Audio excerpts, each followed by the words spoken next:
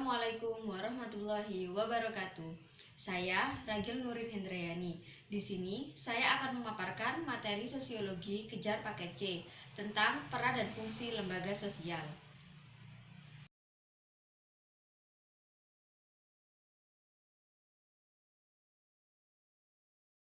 Fungsi lembaga sosial terbagi atas 3. Yang pertama, fungsi manifest. Yang kedua, fungsi laten. Dan yang ketiga, sebagai fungsi pengendali sosial.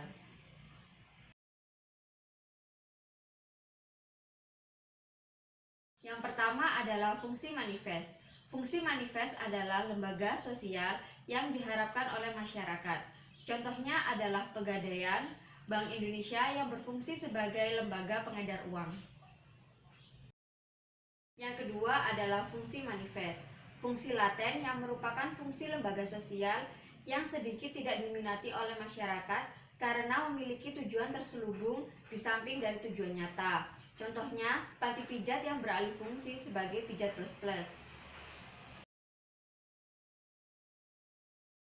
Yang ketiga adalah fungsi sebagai pengendali sosial.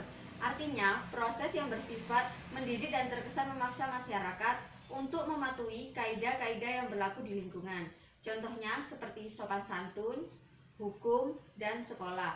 Lembaga yang terkesan mendidik dan memaksa namun memiliki tujuan yang sangat penting bagi masyarakat. Yang selanjutnya adalah peran lembaga sosial yang terbagi atas 5. Yang pertama, lembaga keluarga. Yang kedua, lembaga agama. Yang ketiga, lembaga pendidikan. Yang keempat, lembaga ekonomi. Dan yang kelima adalah lembaga politik. Marilah kita mengikuti apakah peran-peran dari lembaga sosial tersebut. Lembaga keluarga. Lembaga keluarga berperan sebagai fungsi peraturan seks.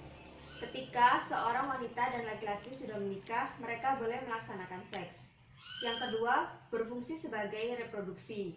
Ketika orang sudah menikah, mereka akan mengharapkan keturunan dari lembaga pernikahan.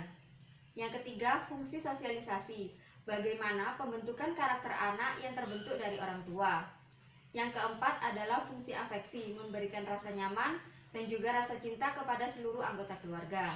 Yang kelima adalah fungsi status, di mana ketika kita sudah menikah, status kita akan berganti menjadi suami dan istri.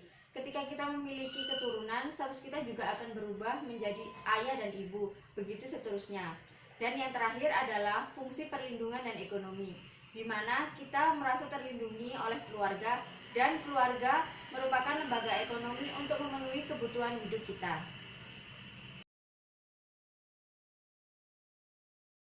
Berikutnya adalah lembaga pendidikan. Peran lembaga pendidikan adalah mengapresiasikan anggota masyarakat untuk mencari nafkah dengan cara memperoleh ijazah setelah melakukan pendidikan.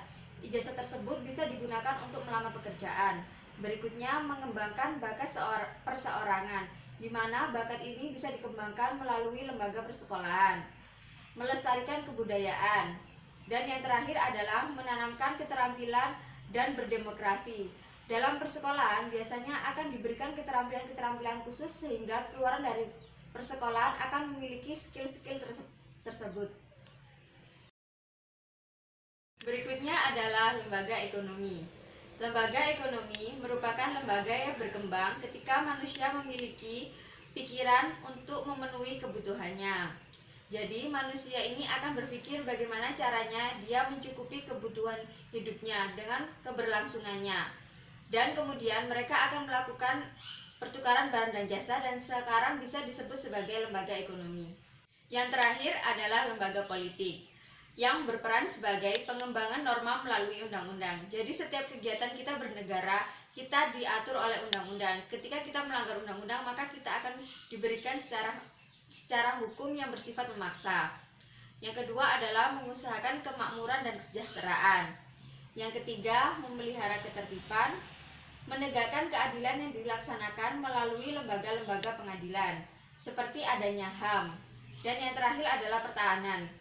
Hal ini diperlukan sebagai langkah antisipasi terhadap serangan dari luar, sehingga pemerintah membentukkan TNI dan Polri. Yang terakhir adalah lembaga politik.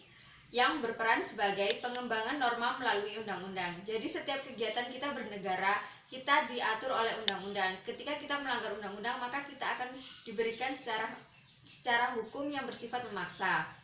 Yang kedua adalah mengusahakan kemakmuran dan kesejahteraan. Yang ketiga, memelihara ketertiban, menegakkan keadilan yang dilaksanakan melalui lembaga-lembaga pengadilan, seperti adanya HAM. Dan yang terakhir adalah pertahanan.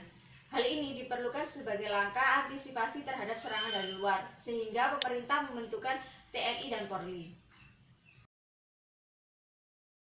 Yang terakhir adalah lembaga politik, yang berperan sebagai pengembangan norma melalui undang-undang. Jadi setiap kegiatan kita bernegara, kita diatur oleh undang-undang. Ketika kita melanggar undang-undang, maka kita akan diberikan secara hukum yang bersifat memaksa. Yang kedua adalah mengusahakan kemakmuran dan kesejahteraan. Yang ketiga, memelihara ketertiban, menegakkan keadilan yang dilaksanakan melalui lembaga-lembaga pengadilan, seperti adanya HAM. Dan yang terakhir adalah pertahanan. Hal ini diperlukan sebagai langkah antisipasi terhadap serangan dari luar, sehingga pemerintah membentukkan TNI dan Polri.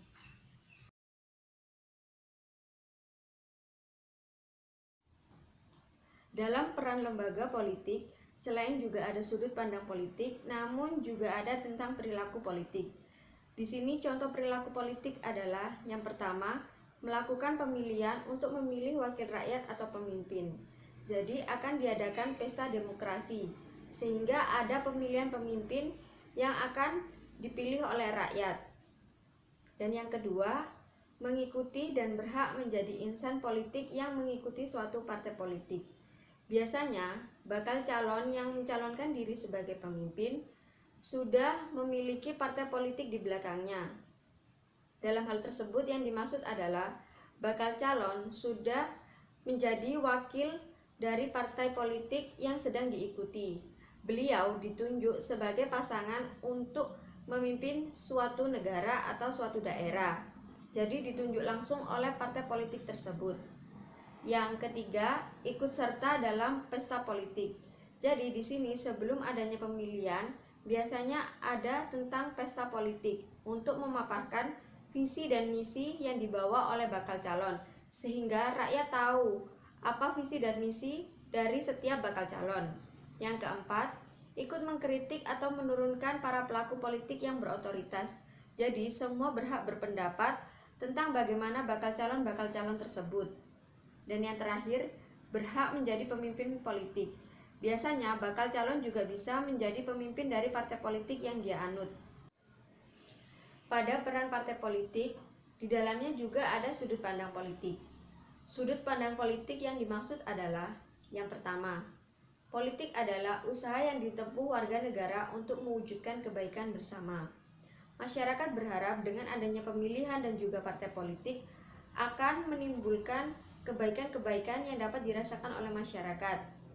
Dan dengan adanya partai politik atau pemimpin juga dapat mewujudkan kesejahteraan yang ada di masyarakat. Yang kedua, politik berkaitan dengan penyelenggaraan pemerintahan dan negara. Jadi, proses penyelenggaraan pemerintahan dan negara atau peraturan-peraturan yang berlaku di negara biasanya dijalankan oleh partai politik yang memenangkan pesta demokrasi atau yang sedang memimpin daerah atau suatu negara. Jadi proses penyelenggaraannya sesuai dengan partai politik tersebut. Yang ketiga, politik merupakan kegiatan yang diarahkan untuk mendapatkan dan mempertahankan kekuasaan di masyarakat. Biasanya bakal calon yang telah memenangkan pesta demokrasi akan tetap mempertahankan kekuasaannya dengan cara memberikan masyarakat layanan-layanan yang sudah ia paparkan pada visi dan misi yang ia sampaikan sebelum masa pemilihan. Dan yang keempat, politik adalah tentang segala sesuatu tentang proses perumusan dan pelaksanaan kebijakan publik. Jadi, dalam melaksanakan kebijakan publik, partai politik yang memenangkan pesta demokrasi akan memberikan kebijakan-kebijakan yang ia bentuk sendiri dengan partainya atau dengan partai-partai lain yang juga memenangkan pesta demokrasi. Oke teman-teman, sekian materi yang dapat saya sampaikan. Kurang lebihnya saya mohon maaf. Dan jangan lupa stay healthy, stay safe, dan thank you all. Wassalamualaikum warahmatullahi wabarakatuh.